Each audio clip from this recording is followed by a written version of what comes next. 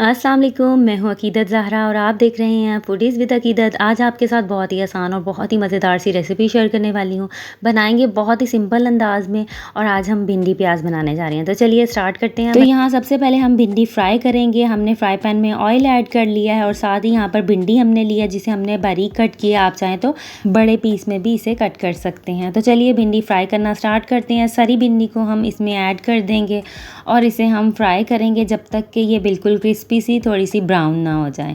इसका जब तक कलर जो है वो चेंज ना हो जाए तो तब तक हम इसे अच्छे से फ्राई करेंगे। अब इसमें हम लेमन का रस ऐड कर देंगे जो कि हमने फ्रीज़ किया हुआ था। इसका हमने रस निकाल के इस तरह क्यूब में रख दिया था ताकि ये जो है सेफ़ रहते हैं। इससे आपके लेमन काफ़ी अर्सा आपके चल जाएंगे। उस तरह से लेमन जो है वो जल्दी ख़राब हो जाते हैं, तो आप इस तरह से इस लेमन को सेव कर सकते हैं। अब लेमन को भी हम इसमें अच्छे से मिक्स कर देंगे और ब्राउन होने तक हम भिंडी को अच्छे से फ्राई करेंगे। भिंडी फ्राई हो चुकी है, इसे हम एक अलग प्लेट में निकाल लेंगे। अब उसी ऑयल में हम प्याज को फ्राई करेंगे। यहाँ हमने प्याज को बारीक कट कर लिया था। अब उसी ऑयल में हमने ऐड कर दिया है। इसको सॉफ्ट करेंगे, बहुत ज़्यादा ब्राउन नहीं करेंगे।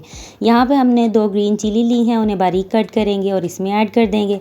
साथ ही एक बड़े साइज़ का हमने टमाटर लिया है, वो भी हम इसमें ऐड कर देंगे। इन सभी चीज़ों को अच्छे से मिक्स करेंगे और जैसे ये सॉफ्ट हो जाएगी तब हम इसमें सॉल्ट ऐड करेंगे। सॉल्ट हम यहाँ पर 1 टीस्पून ऐड करेंगे। आप अपने टेस्ट के अकॉर्डिंग भी ऐड कर सकते हैं। साथ ही हम यहाँ पर हाफ़ टी स्पून हल्दी ऐड करेंगे, 2 teaspoon red chilli powder add करेंगे।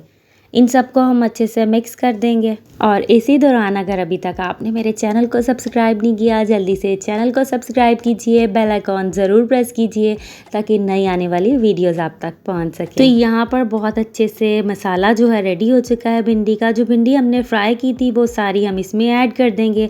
ऐड करने के बाद इसे अच्छे से मिक्स करेंगे और उसको हम फिर कवर कर देंगे और 5 मिनट तक हम इसे कवर ही रहने देंगे। उसके बाद हम इसे प्लेट आउट करेंगे। भिंडी प्याज रेडी हो चुका है। बहुत ही कम मसालों से हमने इसे रेडी किया और बहुत ही टेस्टी ये बनता है। तो आप भी इसे ज़रूर ट्राई कीजिए। रेसिपी को लाइक शेयर करना मत भूलिएगा। अपनी दुआओं में याद रखिएगा। अल्लाह हाफिज़।